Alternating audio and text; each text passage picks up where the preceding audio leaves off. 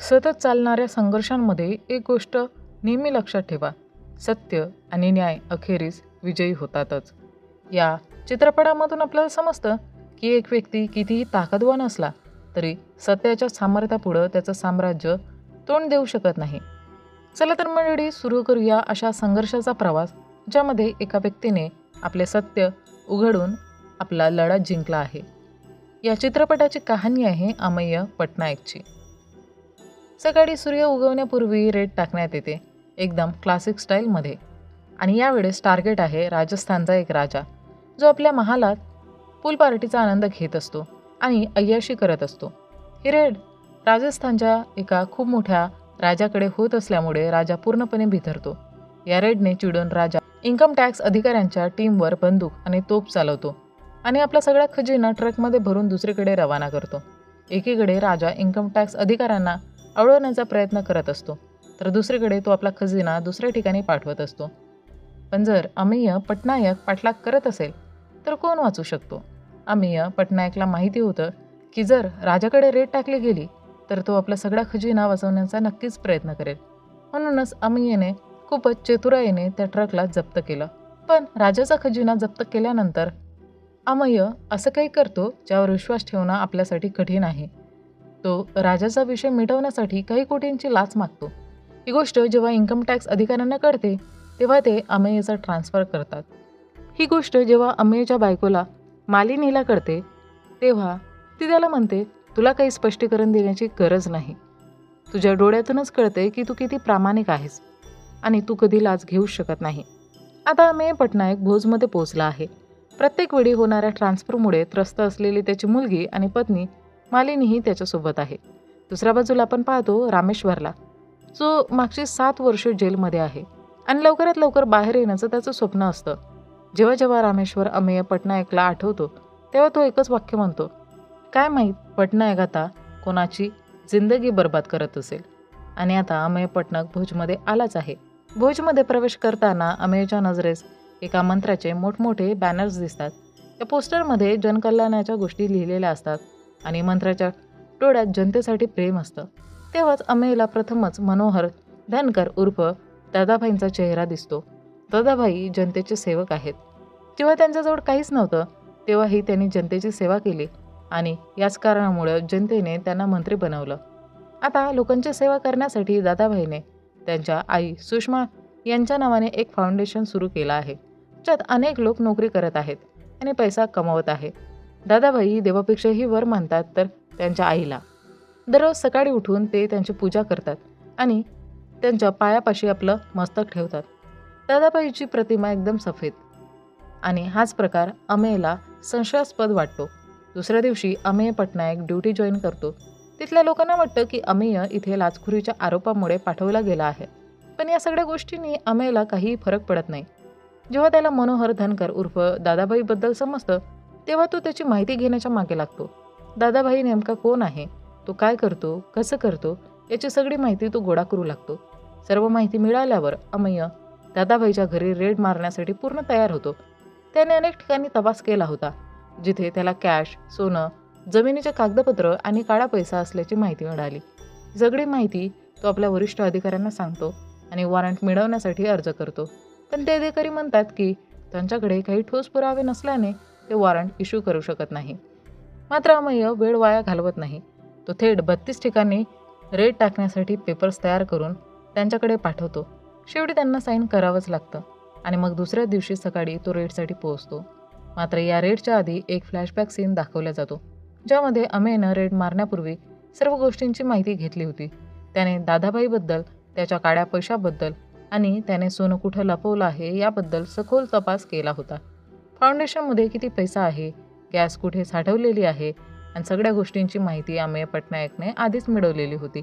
म्हणूनच त्याने वरिष्ठ अधिकाऱ्यांकडे वॉरंटसाठी कागदपत्र पाठवली होती. जेव्हा अमेय पटनायक दादाभाईकडे पोहोचतो तेव्हा दादाभाईला अजिबात आश्चर्य वाटत नाही, कारण त्याला ठाऊक असतं की त्याच्याकडून त्याला काहीच मिळणार नाही. पण अमेय पटनायक इथे आपली संपूर्ण टीम घेऊन आलेला असतो.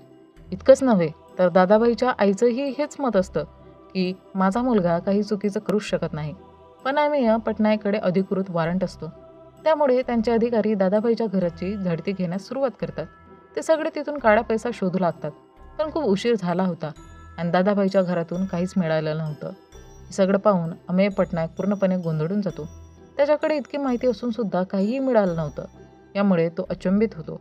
अजूनही अमेय पटनायक फाउंडेशनमध्ये जाऊन तपास करायचं ठरवतो, पण बाहेर मोठा जनसमूह जमा झालेला असतो. तो आयकर विभागाच्या विरोधात घोषणा देत असतो. त्यामुळे दादाभाई म्हणतो, तुम्ही अशा परिस्थितीत बाहेर जाऊ शकत नाही. तुम्हाला माझी मदत लागेलच. मी तुम्हाला माझ्यासोबत फाउंडेशनमध्ये घेऊन जातो. तिथे आपण सगळं तपासून घेऊया आणि पाहूया की तुम्हाला काही मिळतं की नाही. अमेय पटनायकला फाउंडेशनबद्दल आधीच माहिती मिळालेली असते आणि या फाउंडेशनच्या बाहेर एका हाताची मूर्ती उभी असते. अमेयने याआधी तपासलं होतं की ती मूर्ती सोन्याची आहे, पण आता जेव्हा ती तपासली जाते तेव्हा समजतं की ती फक्त पितळीची आहे. हे सगळं पाहून अमेय पटनायक पूर्णपणे हैराण होतो. शेवटी अमेय पटनायक विचार करतो, हे सगळं असं कसं शक्य आहे. तेव्हा दादाभाई त्याला म्हणतो, पुढच्या वेळी येशील तेव्हा आधीकडून ये, म्हणजे मी थोड्या गोष्टी इथे ठेवू शकेन. तुला असं रिकाम्या हाताने जाताना बघून मलाही बरं वाटत नाही आहे. पुढच्या दिवशी आपल्याला कळतं, अमेय पटनायकवर चौकशी एक कमिटी बसवण्यात आलेली आहे आणि आयकर विभागाने त्याला सस्पेंड केलं आहे. दुसऱ्या बाजूला जेव्हा हे सगळं रामेश्वर जेलमध्ये ऐकतो तेव्हा तो खूप खुश होतो, कारण अखेर पटनायकला सस्पेंड करण्यात आलं होतं. पण त्याला हेही ठाऊक असतं, आम्ही इतक्या सहजपणे हार मानणाऱ्यातला नाही आणि आता रामेश्वर पॅरोलवर जेलमधून बाहेर आलेला असतो. अमेय पटनायक निलंबित झाला असला तरी तो खचून जात नाही. त्याला एक प्रसंग आठवतो, जेव्हा आयकर विभागाच्या विरोधात नारेबाजी होत होती. तेव्हा एक काका त्याच्याजवळ येतात आणि त्याच्या खिशात एक चिठ्ठी टाकून जातात. त्या चिठ्ठीवर नेहा राठोड असं नाव लिहिलेलं असतं. जी रेल्वेमध्ये काम करणारी एक कर्मचारी होती. त्याजोडी अजून एक गोष्ट समजते की नेहा राठोड ही दादाभाईची एक्स गर्लफ्रेंड होती, पण ती आता हयात नाही, कारण एका अपघातात तिचा मृत्यू झालेला असतो. यानंतर अमेय पटनायक नेहा राठोडबद्दल अधिक माहिती शोधू लागतो आणि त्याला दादाभाईचा एक भयानक चेहरा समजतो की दादाभाई अनेक मुलींशी जबरदस्ती करतो आणि त्यांना नोकरी मिळवून देतो असं सांगून फसवतो. त्याने अशा अनेक मुलींचा गैरफायदा घेतलेला असतो आणि त्यांच्या जमिनी अत्यंत कमी दरात खरेदी करतो. या सगळ्या गोष्टी अमेय पटनायकला समजून आल्या होत्या. म्हणूनच तो एक वकील नियुक्त करतो, जो महाबैमान वकील असतो आणि त्याच्याच माध्यमातून दादाभाई विरुद्ध जमिनी संदर्भात एक जनहित याचिका म्हणजे PIL दाखल करतो. हे ऐकून दादाभाई पूर्णपणे हादरून जातो, कारण हे प्रकरण त्याच्यासमोर मोठं संकट उभं करू शकत होतं. पण तरीही त्याला विश्वास असतो की तो तेही हाताळून घेईल. पुढच्या दिवशी एंट्री होते सुधीर नावाच्या आयकर विभागाच्या अधिकाऱ्याची, जो अमेय पटनायकच्या जागी कामावर आलेला असतो. पण हा माणूसही पूर्णपणे भ्रष्ट असतो. ही गोष्ट लवकरच स्पष्ट होते, कारण ज्या दिवशी ललन सुधीर ड्युटीवर येतो त्याच दिवशी तो दादाभाईकडे जातो आणि म्हणतो, मी पूर्णपणे तुमच्या पाठीशी उभा राहीन. मला फक्त सांगा कुठे रेट टाकायचे आहे आणि कुठे नाही. मी तुमच्या विरोधात काहीही करणार नाही. तुम्ही जसं सांगाल तसंच मी करेन. अगदी दुसऱ्या दिवशी सकाळी ललन सुधीर आपल्या आयकर विभागाच्या इतर अधिकाऱ्यांसोबत विक्रम नावाच्या एका व्यक्तीच्या घरी छापा टाकतो आणि तिथून त्यांना सुमारे 20 कोटी रुपये सापडतात. नंतर जाऊन हे उघड होतं की हे पैसे विक्रमचे नसून प्रत्यक्षात ते दादाभाईचेच पैसे आहेत. पण ही माहिती ना ललन सुधीरला माहिती असते ना दादाभाईने त्याला सांगितलेली असते. ललन सुधीरने आधीच दादाभाईला सांगितलं होतं की मला आधीच सांगून टाका की रेट कुठे टाकायचे आहे आणि कुठे नाही. जर सगळ्या गोष्टी तुम्ही मला सांगितल्या तर मी तिथे रेट करणारच नाही. ही गोष्ट कुठे ना कुठे दादाभाईला आवडते, कारण त्याला वाटतं की जर त्याने ललनला सगळं सांगितलं तर तो त्याच्या सगळ्या सेटअपला वाचू शकेल. नाहीतर या पद्धतीने तर त्याचं अख्खं साम्राज्य संपुष्टात येईल, कारण संपूर्ण भुज जिल्ह्यात दादाभाईचं प्रचंड काळाधन पसरलेलं असतं. पुढे आपल्याला दिसतं की अमेय पटनायक आयकर विभागाच्या ऑफिसमध्ये पोहोचतो. तिथे जाऊन तो अधिकाऱ्यांना काही अशा गोष्टी दाखवतो ज्या पाहून ते सुद्धा आश्चर्यचकित होतात. अमेय त्यांना सांगतो की त्यांच्याकडे दादाभाई विरोधात भरपूर पुरावे आहेत, जे सिद्ध करू शकतात की दादाभाईकडे प्रचंड काळधन आहे. ऐकून आयकर विभागाचे अधिकारी अमेय पटनायकचं सस्पेन्शन थांबवतात आणि त्याला पुन्हा नोकरीवर बोलावतात. हे सगळं ते फक्त यासाठी करतात की अमेय पटनायकने त्यांना वचन दिलं आहे की तो दादाभाईकडून 500 कोटींचं काळं धन बाहेर काढून दाखवेल आणि जर तो हे करू शकला नाही तर ही त्याच्या कारकिर्दीतील शेवटची रेड असेल. आपल्याला हे सुद्धा समजतं की दादाभाईवर पटनायक जे छापे टाकतो आहे ती त्याची 75वी रेड असणार आहे. दुसरीकडे आपण रामेश्वरला एका नव्या हॉटेलमध्ये पाहतो. त्याला माहिती असतं की हे हॉटेल दादाभाईचं आहे आणि रामेश्वरला माहिती असतं की या हॉटेलमध्ये काही मोठा आर्थिक गैरव्यवहार होणार आहे. तो हे सुद्धा म्हणतो की पटनायक स्वतः या हॉटेलला उद्ध्वस्त करणार आहे. तो बोलतो, जेव्हा स्वतःच बर्बाद झाला असताना आपण दुसऱ्यांना बर्बाद होताना बघतो तेव्हा खूप मजा येते. रामेश्वरला खात्री होती की अमेय पटनायक इथे रेड टाकणारच. पण रामेश्वर ही गोष्ट इतक्या आत्मविश्वासाने का बोलत होता? कारण त्याला या गोष्टीचा पर्सनल एक्सपिरियन्स आधीच होता. पुढे आपण पाहतो की अमेय पटनायक आपल्या संपूर्ण टीमसह दादाभाईच्या नव्याने उघडलेल्या हॉटेलमध्ये पोहोचतो. हे हॉटेल नुकतेच तयार झालेले असते. दुसरीकडे आपण पाहतो की दादाभाई ना हॉटेलमध्ये आहे ना भोजमध्ये, तर तो दिल्लीत एका रॅलीमध्ये व्यस्त असतो. पटनायकच्या टीमकडे आता वॉरंट असते, त्यामुळे ते तिथे शोध मोहीम चालू शकतात. ते हॉटेलमध्ये छापा टाकतात आणि काळं धन शोधायला सुरुवात करतात. त्यांना इतकं प्रचंड काळं धन सापडतं की ऑफिसर्स म्हणतात, कधी कधी वाटतं की आपण लाच का नाही घेत. जेव्हा दादाबाईला समजतं की त्यांच्या न्यू हॉटेलवर रेड पडली आहे, तेव्हा तो पूर्णपणे बिथरतो आणि लगेचच दिल्लीतून भोजकडे रवाना होतो. पटनायकची टीम इतक्या मोठ्या प्रमाणावर सोनं आणि रोख रक्कम पाहून पूर्णपणे अवाक होते. दुसरीकडे दादाभाई भोजमध्ये पोहोचतो. त्याला फार चांगलं माहिती असतं की पटनायक आणि त्याच्या टीमला कसं थांबवायचं, म्हणून तो खूप साऱ्या लोकांना घेऊन आपल्या हॉटेलमध्ये येतो. हे लोक पटनायकच्या टीमवर हल्ला करण्यासाठी आणलेले असतात. हे लोक अत्यंत धोकादायक असतात.